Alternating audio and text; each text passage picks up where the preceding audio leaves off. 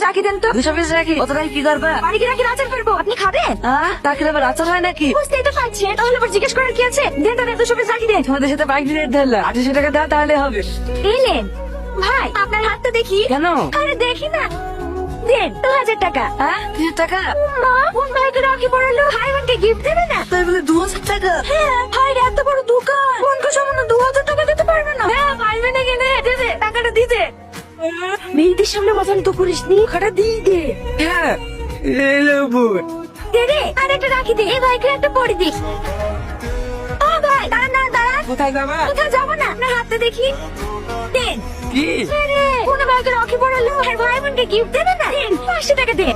500 টাকা? অত টাকা তো ভাড়া মেরেই হয়নি বোন, এই 100 দিনের মতন হয়েছে। আচ্ছা ঠিক আছে, ভাই দিন। ও ভাই, দাঁড়াও দাঁড়াও দাঁড়াও, দাও হাতটা দাও। দাও কি? রাখি বানানোর টাকা। ও হ্যালো, 20 টাকা। আমার কাছে আর আছে নাকি? আধার কার্ড লিখে 100 টাকা দিছিল, 80 টাকা আধার কার্ড দিছি, আর 20 টাকা ঘুরে এসছে। কত টাকা হলো? 32,300। বাহ, 13 টাকা হয়ে গেছে তো, আর 20,000 হলেই তো হয়ে যাবে। এই রে, তুই ওইটা থারাসছি, চ কার্ডটাকে ধরে কি ভালো টাকা পাওয়া যাবে। ও ভাইয়া, দাঁড়ান দাঁড়ান দাঁড়ান। কি হলো? দেন ভাইয়া, হাতে দেন। দেন 5,000 টাকা। কিসের টাকা? তোদের লজ্জা লাগে না? ভাই বোনের মধ্যে একটা পবিত্র সম্পর্কে ধোয়াই দিয়ে টাকা আদায় করতে? ব্যবসা শুরু করিস, ব্যবসা। অতিকে রাস্তায় ভিক্ষিকারি খাবি? ভাই, আমার কথাটা তো শুনে। এই, তোর এই নোংরাম খামকে ভাই বলে রাখবি নি, তুই কারোর বোন হওয়ার যোগ্য না। অতই যদি টাকার প্রয়োজন হয়, তাহলে বাড়িতে বেড়ে কি নাচবে না? দেখা অনেক।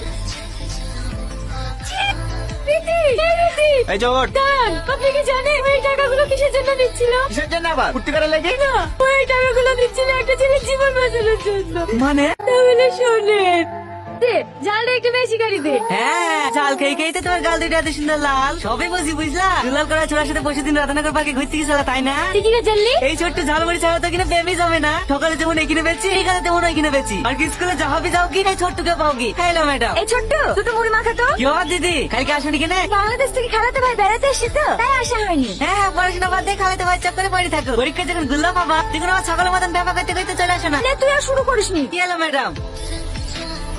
এই সালমা, আজ দুদিন ধরে ছোট্টকে দেখতে পাচ্ছি না। আর কি হয়েছে রে? কি জানি, ওই ছোড়াকে না দেখলে আমারও মনটা খুব খারাপ করে, সারাদিন দিদি দিদি করে, সে ভালো লাগছে না।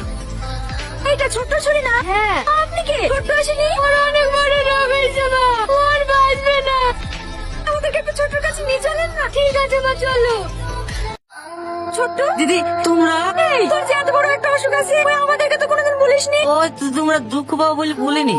জানো দিদি, ডাক্তারে বলেছে আমাকে বাঁচবো না।